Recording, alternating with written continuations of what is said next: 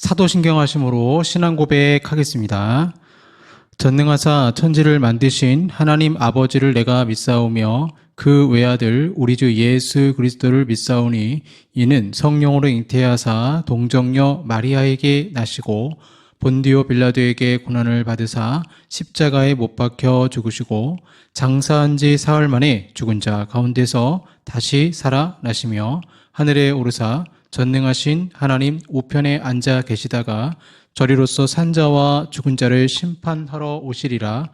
성령을 믿사오며 거룩한 공회와 성도가 서로 교통하는 것과 죄를 사하여 주시는 것과 몸이 다시 사는 것과 영원히 사는 것을 믿사옵나이다. 아멘. 찬송가 423장 먹보다 더 검은 찬양하겠습니다. 423장입니다.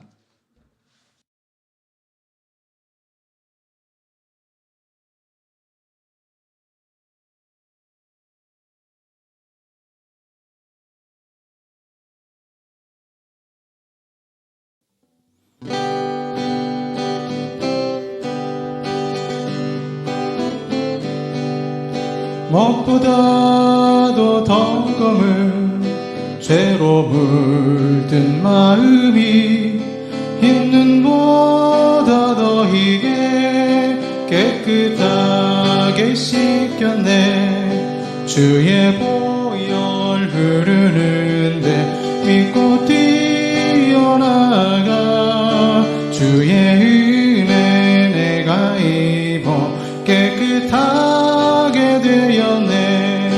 모든 의심 걱정과 두려움이 사라져 슬픔 단식 변하여 기쁜 찬송 되었네. 주의 보혈 흐르는데 믿고 뛰어나가 주의 은혜 내가 입어 깨끗하게 되었네. 세상 부귀 영화와 즐겨하던 모든 것 주를 믿는 내게는 분토만도 못하다. 주의 보혈 흐르는데 믿고 뛰어나가 주의 은혜 내가 입어 깨끗하게 되었네. 나의 모든 보배는 저 천국에 쌓였네. 나의 평생 자랑은 주의 십자가로다. 주의 보혈 흐르는데 믿고 뛰어나가 주의 은혜 내가 입어 깨끗하게 되었네.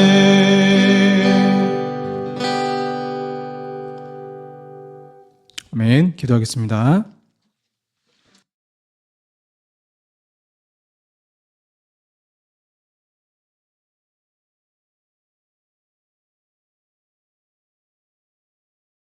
살아서 역사하시는 아버지 하나님 은혜 감사합니다. 전쟁이 장기화되면서 여전히 경제적으로는 어려움이 있고 또 직접적 피해를 보는 분들도 참 많이 있습니다. 하나님 하루속히 이 세상 가운데 전쟁이 아니라 화평이 이르는 주님의 나라가 임하게 하시고 또한 이 고통의 세월 속에서 우리 믿음의 사람들이 세상 것에 집착하며 살아가는 것이 아니라 더 하나님 나라를 소망하며 믿음 가운데 살 수 있도록 주님 도와주시옵소서. 5월 가정의 달 우리 속한 모든 성도들의 가정마다 성령께서 함께 하시고 하나님께서 화목하게 하시고 가정이 주의 사랑으로 충만하기를 원합니다. 흔들리는 가정 있습니까? 위기의 가정 있습니까? 그들의 마음 가운데 사랑을 허락하셔서 다시 한번 주님을 향한 열정과 주님을 바라보는 믿음을 가지게 하시고 가정이 예수님 중심으로 하나가 되어 하나님께 영광 돌리게 하여 주시옵소서. 오늘도 로마서 말씀을 통해서 우리에게 말씀하실 때 그 말씀이 살아서 우리의 심령 골수를 쪼개게 하시고 그 말씀을 깨달아 하나님께 나아갈 수 있는 시간이 되게 하시고 온전히 이 시간 주님께만 영광 돌리는 예배가 되기를 원합니다. 하나님 홀로 영광 받으시고 우리 가운데 성령님 임재하여 주시옵소서. 이 모든 말씀 우리 주 예수 그리스도의 이름으로 기도하옵나이다. 아멘. 네, 성경 말씀 로마서 3장 13절에서 20절까지 말씀입니다. 로마서 3장 13절에서 20절까지 말씀, 신약성경 243쪽이 되겠습니다. 로마서 3장 13절에서 20절까지 말씀입니다. 봉독하겠습니다. 그들의 목구멍은 열린 무덤이요 그 혀로는 속임을 일삼으며 그 입술에는 독사의 독이 있고 그 입에는 저주와 악독이 가득하고 그 발은 피 흘리는 데에 빠른지라 파멸과 고생이 그 길에 있어 평강의 길을 알지 못하였고 그들의 눈앞에 하나님을 두려움이 없느니라 함과 같으니라. 우리가 알거니와 무릇 율법이 말하는 바는 율법 아래에 있는 자들에게 말하는 것이니 이는 모든 입을 막고 온 세상으로 하나님의 심판 아래 있게 하려 함이라. 그러므로 율법의 행위로 그의 앞에 의롭다 하심을 얻을 육체가 없나니 율법으로는 죄를 깨달음이니라. 아멘. 네, 오염된 인간이란 제목으로 말씀 나누도록 하겠습니다. 제 처가댁이 미아동에 있어서 자주 가곤 합니다. 몇 년 전에 연속 2번 신호위반 법칙금을 낸 적이 있는데 미아동의 똑같은 장소였습니다. 그래서 경찰서에 전화해서 내가 도대체 무엇을 잘못했냐며 물어봤고 경찰이 한 말은 고지서에 있는 사진을 보세요 라는 단문과 함께 직진하면 안 되는 곳을 직진하셨습니다. 그렇게 얘기하더라고요. 그래서 사진을 보니까 보통은 도로들이 좌회전이 되면 동시에 직진이 되는 곳이 많은데 불과 몇 달 전에 바뀐 거예요. 법이 바뀌어가지고 거기가 바뀌어가지고 직진 금지 표지판을 전봇대 맨 위쪽에 달아 놓았습니다. 몇 년 동안 그 길을 다녀도 전혀 그런 적이 없었고 또 차들도 많이 다녔고요. 그래서 습관적으로 직진하던 곳인데 직진 금지가 된 것이 얼마 안 된 것이죠. 그러니까 사진을 자세히 보니까 표지판이 보였고 저는 뭐 어쩔 수 없잖아요. 순순히 법칙금을 냈습니다. 신호 위반을 하든 교통사고가 나든 자동차의 블랙박스가 중요하지만 블랙박스만으로는 협의를 입증할 수 없습니다. 증거보다 더 중요한 게 있습니다. 뭐냐면 기준입니다. 법입니다. 법이 명확하면 무엇을 잘못했는지 확실히 알 수 있는 것입니다. 로마서 3장 13절에서 20절까지의 말씀은 사도 바울이 인류의 전적인 타락을 최종적으로 선언을 합니다. 우리 모두는 죄인입니다. 그래서 그럼 왜 하나님이 유대인들에게 율법을 줬느냐? 율법의 진짜 역할이 무엇인가라는 것을 본문에서 설명을 하고 있습니다. 그래서 우리가 저저번 주 봤지만 의인은 없나니 하나도 없다라고 선언한 바울은 그러면 사람들이 그럴 거 아니에요. 증거를 제시해봐라. 구체적으로 인간이 어떻게 죄인인데 어떻게 부패했는데 그래서 바울이 이제 신체 부위를 가지고 나열하면서 묘사를 합니다. 우리가 아담 이후에 모든 죄성을 가지고 있는 인간은 우리가 전적 타락이라고 하잖아요. 전적 부패라고도 얘기하는데 머리부터 발끝까지 오장육부 모든 마음까지 폴루션, 오염, 죄로 오염됐다라는 거죠. 그래서 이 본문을 또 죄의 회부학이라고 부르기도 합니다. 바울은 시편과 이사야서를 인용하면서 인간의 언어와 행위 그리고 내면이 얼마나 오염되었는지를 생생하게 보여줍니다. 마치 의사가 환자의 상태를 머리부터 발끝까지 검진하는 것과 같아요. 13절과 14절은 입과 혀가 죄성이 가득하다는 걸 보여주고 있죠. 목구멍은 열린 무덤, 혀로는 속임을 일삼으며 입술에는 독사의 독이 있고 라고 설명하고 있습니다. 인간의 언어가 생명을 살리는 대신에 파괴하고 부패시키는 도구로 전락했다라는 거죠. 자, 열린 무덤에서는 악취가 나듯 타락한 인간의 입에서는 죽음의 기운이 나옵니다. 사랑의 말보다는 상처 주는 말로, 따뜻한 말보다는 냉정한 말로, 때로는 독설로 상처를 입힙니다. 말이 얼마나 중요한지 요한계시록 보시면 예수님의 말씀이 검으로 표현되잖아요. 예수님의 입에서 검이 나간대요. 말이 찌르는 칼이라는 것입니다. 그건 심판의 칼이 되겠죠. 근데 그 심판의 칼은 수술용 메스가 되겠죠. 그러나 인간이 쓰는 말은 수술용 메스가 아니라 진짜 칼로 사람을 찌르기도 하고 마음을 아프게 하기도 합니다. 이런 언어 생활만 보더라도 인간이 얼마나 타락했는지를 아는 가늠죄가 되는 것입니다. 특히 본절 상반부는 시편 5편 9절 말씀을 인용하고 있어요. 바울은 타락한 자의 언어 생활의 양상을 먼저 저희의 목구멍은 열린 무덤이요라고 말함으로써 고발하고 있습니다.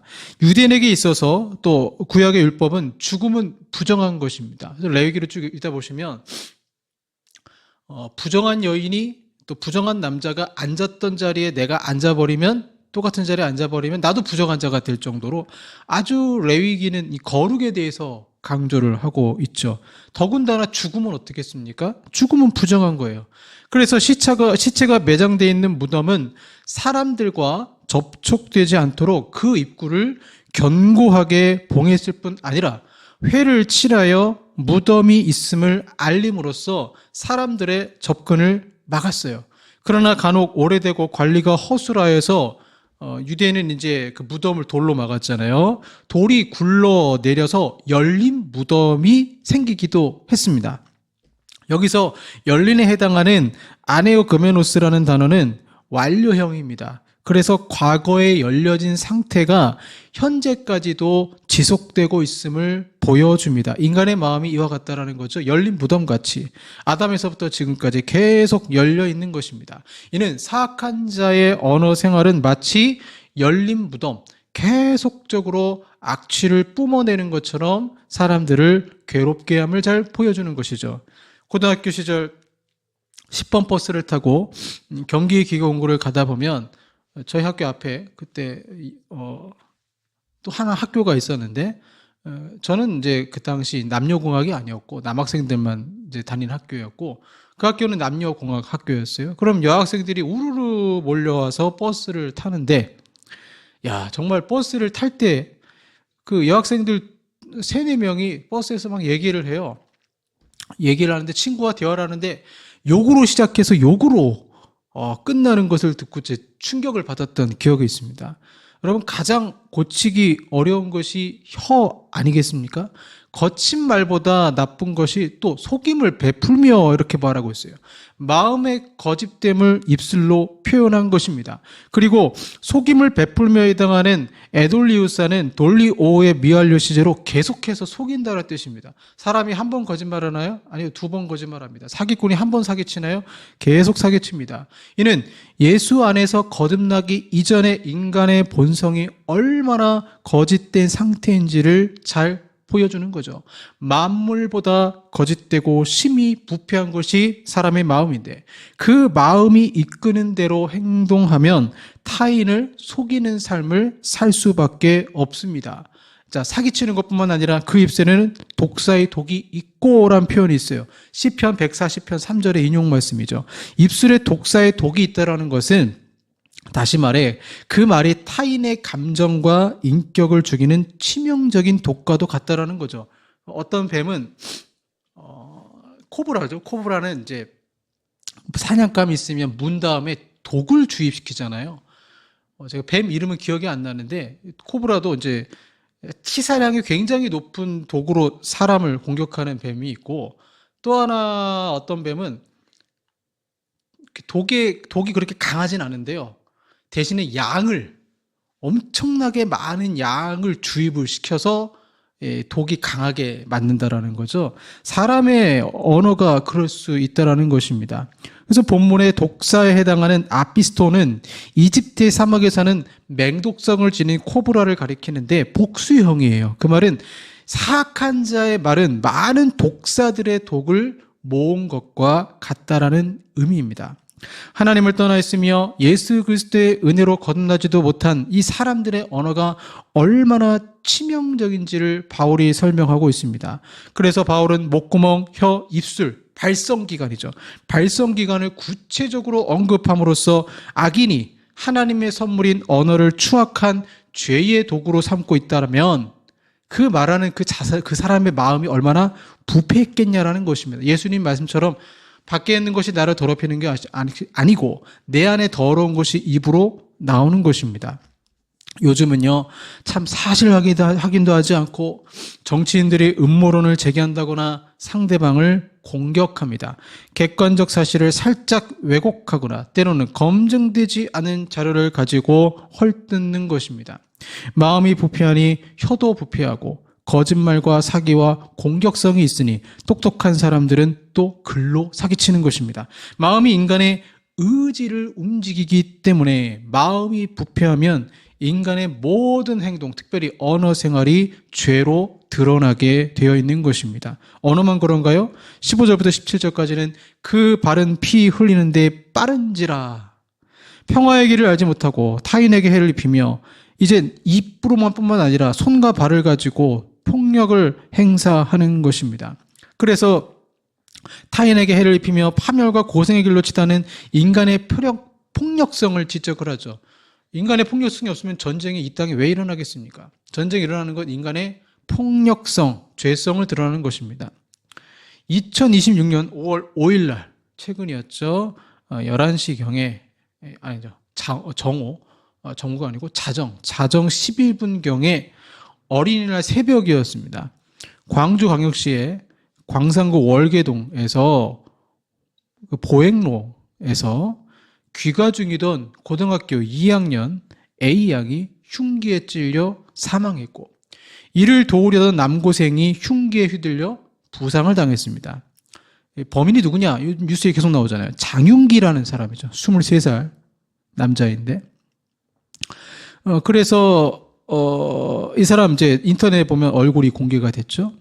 묻지마 범죄였습니다. 피해자와 전혀 모르는 사이였고 일명씩 없는 관계였고 그는 경찰 조사에서 사는 게 재미없어 자살하려다 누군가 데리고 가려고 범행했다라는 충격적인 진술을 했습니다. 그래서 최근 뉴스 보니까 원래 이 고등학생이 아니고 다른 여성을 공격하려고 했다가 마음을 바꿨다라고 하죠. 범행 이틀 전부터 흉기를 구입해 소지한 채 거리를 배회했고 범행 직전엔 휴대전화를 꺼두는 등 치밀함을 보였습니다. 범행 직후 인근 무인 세탁소에서 피 묻은 상의를 세탁하며 증거인멸을 시도했고 11시간 만에 주거지 인근에서 긴급 체포되었죠. 이 사람은 장윤기라는 사람은 스토킹 전력이 있었습니다. 그래서 사건 발생 이틀 전에 아르바이트 동료였던 여성을 스토킹하다 경찰에 신고된 전력이 있었고 사이코패스 검사했잖아요. 근데 기준 미달이었고 반사회적 성향에 대한 정밀 분석이 계속되고 있다라고 합니다. 근데 참 이 죽은 여학생이요. 꿈이 뭐냐? 이 여학생의 꿈이 사람을 살리는 응급 구조사가 되는 게 꿈이었다라고 합니다. 참 안타까운 일이죠. 인간은 어떻게 이렇게 폭력적일까요? 바울은 앞선 13절, 14절에서 타락한 인간이 언어 생활에 있어서 속임수와 저주와 험담을 일삼는 모습을 고발한 데 이어 이사야 59장 7절과 8절을 자유롭게 인용하면서 15절, 17절에서는 행위의 양상에 있어 살육과 파괴를 일삼는 죄악된 행위를 고발하고 있습니다. 그 가운데 본절과 16절은 이러한 악행을 회화적 이미지를 사용하여 설명하고 있습니다. 이사야 59장 7절에 보시면 빠른지라라는 옥세이스라는 단어를 쓰고 있어요. 바울이 이 단어를 쓰고 있는데 이 단어를 쓴 이유는 뭐냐면 아주 강하게 빠르게 죄를 짓는 인간의 어떤 죄악상, 인간 군상이라고 하죠. 그런 죄악상을 매우 실감나게 묘사하는 것입니다. 아이들이 싸우는 것을 보면 동생이 때리면 형이 바로 가서 때립니다. 복수심이 있습니다. 인간은 이렇게 폭력적입니다. 이 빠른 발, 또 이 빠른 발은 죄에 대해서도 얼마나 빠릅니까? 내가 죄 지어야지 마음 가지면 아무 생각도 없이 이것이 하나님 앞에 큰 죄라는 걸 알면서도 때로는 성적인 부분에 넘어지고 때로는 쾌락적인 부분에 넘어지는 인간의 모습을 보게 되는 것입니다. 그렇다면 근본적인 원인이 무엇입니까? 18절에 그들의 눈앞에 하나님을 두려움이 없느니라. 이 모든 악행의 뿌리는 하나님을 경외하지 않는 마음에 있습니다. 하나님을 의식하지 않기에 인간은 거침없이 죄를 짓는 것입니다. 만약 대한민국 도로의 속도나 속도 위반, 또 신호위반, 카메라가 없다면 도로는 마비가 되겠죠. 하나님을 경외하면 죄를 미워하게 되어 있습니다. 잠언에서도 계속적으로 나오는 것처럼 성도를 유혹하는 음료를 경계하게 되어 있고, 성령을 통해서 우리 내면에 말씀하시는 것이 나의 양심을 찌르기 때문에 함부로 범죄하지 않게 되죠. 그러나 하나님을 경외하지 않는다면 무법천지의 마음이 내 차도 몸도 행동도 무법천지가 되어 죄를 너무 가볍게 여기고 상상할 수 없는 죄까지 범하는 것입니다. 이것이 하나님 없는 인간의 솔직한 인간 군상의 모습인 것입니다. 그러면 율법은 도대체 무슨 역할을 하느냐? 19절, 20절에 나오는데, 이 얘기 들었을 때 아마 유대인들이 좀 충격을 받았을 거예요. 왜냐하면 유대인들은 내가 율법을 지킴으로 구원을 받는다, 의인이 될 수 있다라고 생각을 했습니다. 그들이 자랑하던 율법이 사실은 그들을 구원하기 위함이 아니라 그들의 입을 막기 위함이라고 말하고 있는 거예요. 그래서 율법을 지키면 오히려 어떤 생각이 드냐면, 나는 죄인입니다, 나는 심판 아래 있습니다라는 것을 선언하기 위해서 율법이 역할을 한다라는 것입니다. 그래서 이는 모든 입을 막고 온 세상으로 하나님의 심판 아래 있게 하려 함이라. 사람들은 흔히 나는 저 사람보다 낫다거나 이 정도면 괜찮지 않냐라며 변명을 늘어놓아요. 하지만 율법의 잣대를 들이대면 그 누구도 할 말이 없어요. 율법은 모든 인간이 하나님의 심판을 피할 수 없는 죄인이다 확증을 하죠. 이 세상에 단 한 번도 죄를 짓지 않은 사람이 과연 있을까요? 우리가 천국 가는 것은 상대평가가 아니라 절대평가입니다. 그것도 99점도 안 됩니다. 100점이어야 됩니다. 죄가 하나도 없어야 됩니다. 속담에 낱말은 새가 듣고 반말은 쥐가 듣는다고 했어요. 교통법칙금을 낼 수밖에 없는 이유는 경찰이 직접 받거나 아니면 영상자료가 있으면 벌점을 내고 또 돈을 내야 됩니다. 이 세상을 만드시고 모든 것을 다 아시는 하나님이 당신의 행위책에서 율법에 어긋난 모든 행동들을 다 기록하시는 거예요. 그것이 율법의 역할입니다. 너 입에서 저주와 악독이 가득한 적이 있었지? 너 죄짓기 위해서 손과 발로 행한 모든 일을 내가 다 기록했다. 심지어 예수님은 그 마음의 죄까지도 아신다고 했습니다. 10계명을 완벽하게 지킬 수 있는 사람은 없어요. 우리는 1계명부터 걸려요. 하나님보다 더 사랑하는 것이 우상인데 우리가 얼마나 세상을 사랑합니까? 이 율법에 유대인이든 헬라인이든 모든 사람이 다 심판 아래에 있게 하려 한다라고 말씀하시는 것입니다.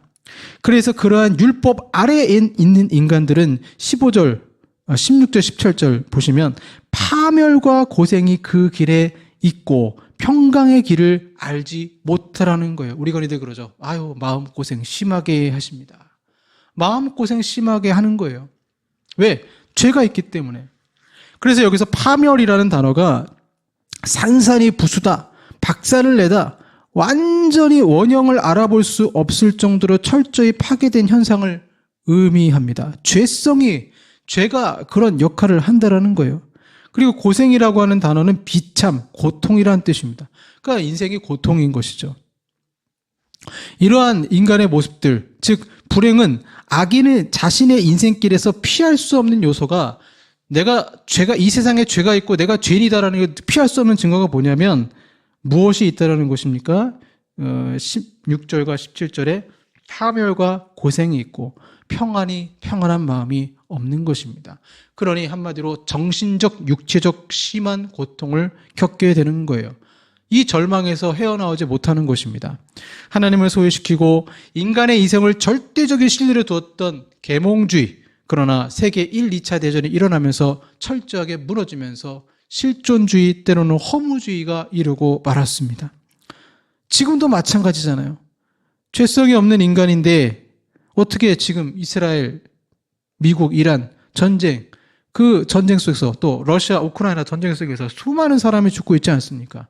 평강의 길을 알지 못하는 것입니다. 주중에 그런 생각해 봤습니다.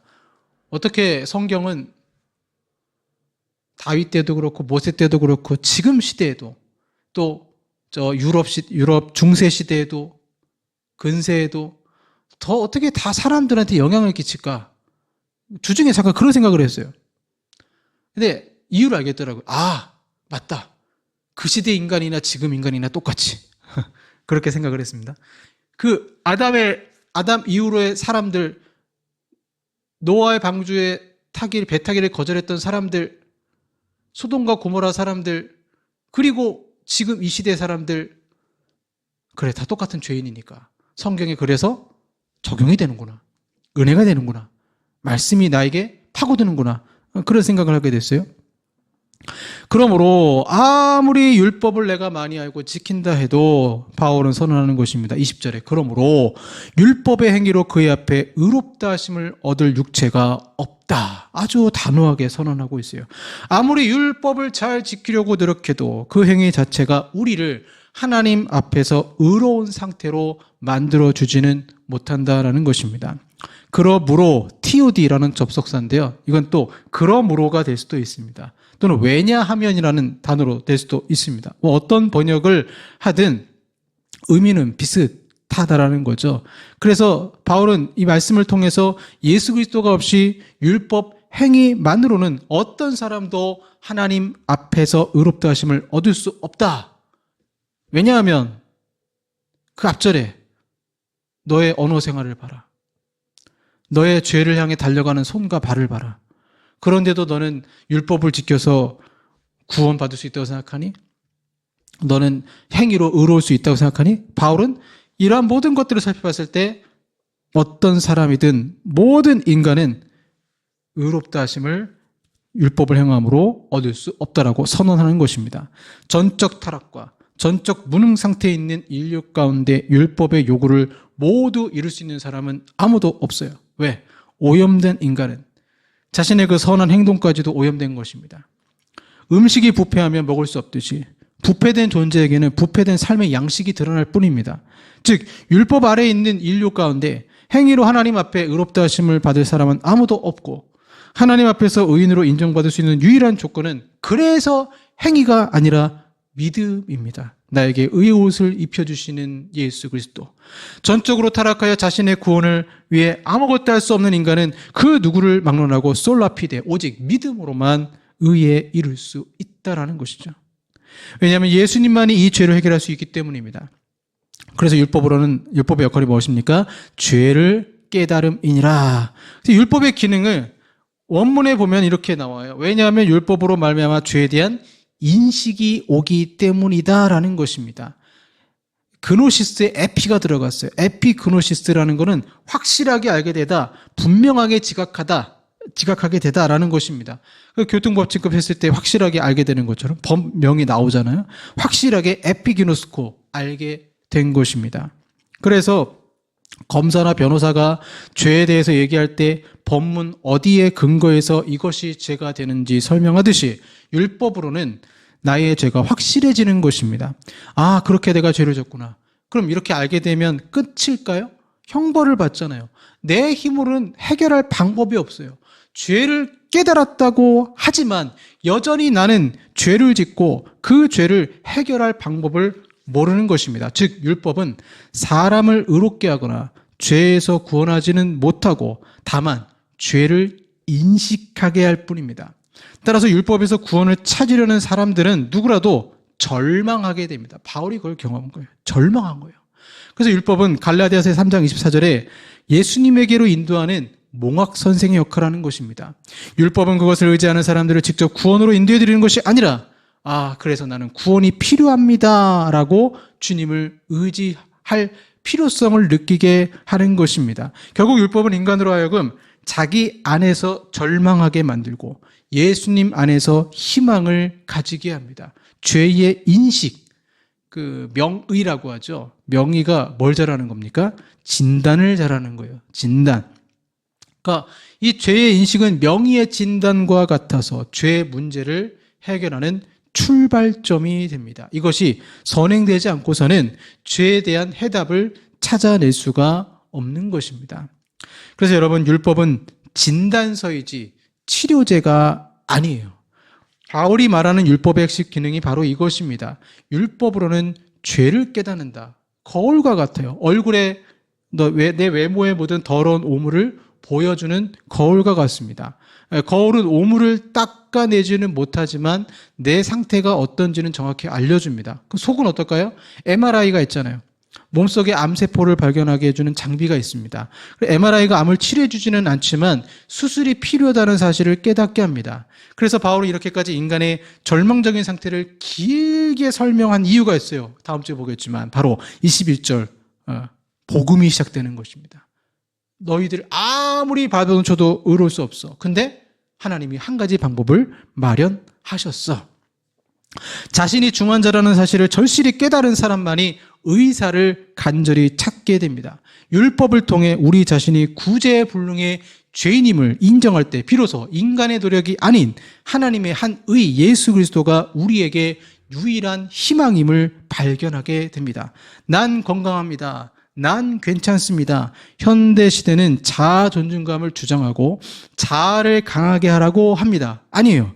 구원은 인간이 어떤 상태인지를 정확히 아는 것에서부터 시작됩니다. 미련하게 행위로 구원받으라는 것을 내려놓고 다시 예수 그리스도를 바라보시길 바랍니다. 죄는 우리의 눈을 가리기 때문에 이 비늘이 벗겨지기 위해서 하나님 말씀을 가까이 하시길 바랍니다. 기도하겠습니다. 하나님 아버지 은혜에 감사합니다. 오염된 인간, 부패된 성향 속에서 부패된 행동과 언어가 나오는 것을 보게 되고 그러기에 우리 인생에 예수 그리스도의 그 의가 필요함을 주님께 고백합니다. 아버지 하나님, 우리의 죄인됨을 주님 앞에 늘 인식하며 살게 하시고 거룩하게 살지 못한 것을 늘 주님께 부끄러워하면서 그럼에도 우리를 구원하신 그 하나님의 놀라운 사랑에 감사하며 인생 살게 하여 주시옵소서. 예수님 이름으로 기도합니다. 아멘. 네, 우리는 연약합니다. 주는 완전합니다. 찬양하겠습니다.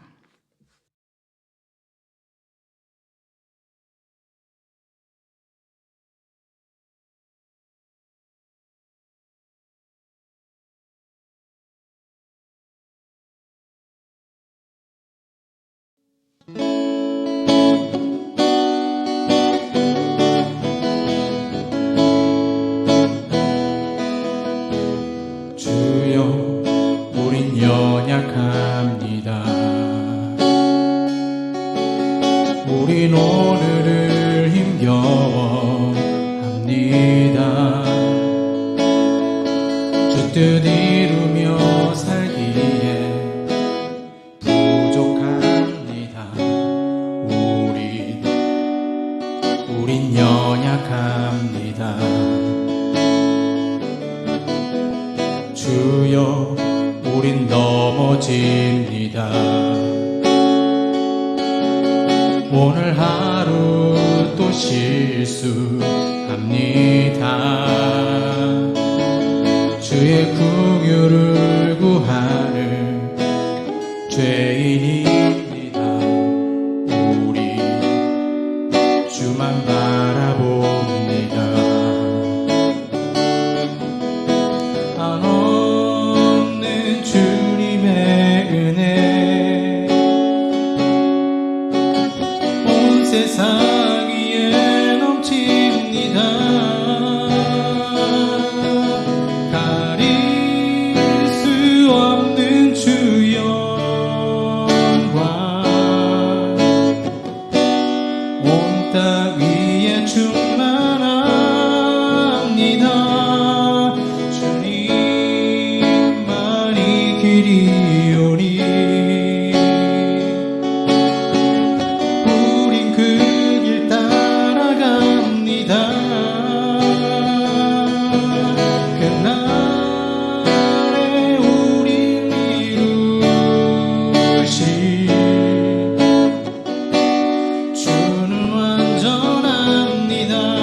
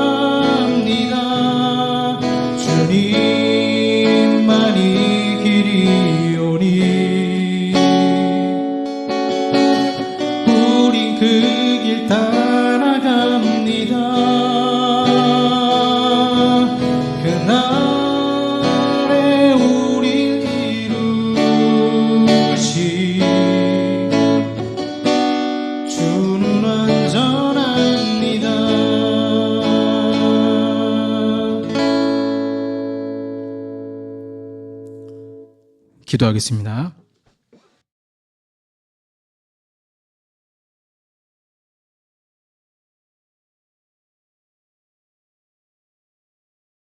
주님, 우린 연약합니다. 오늘 하루 또 넘어집니다. 그럼에도 우리를 사랑하시고 붙들어 주시고 거룩한 자녀로 살라고 말씀하시는 아버지 하나님, 주님의 도우심이 없으면 단 하루도 살 수 없음을 주님께 고백합니다.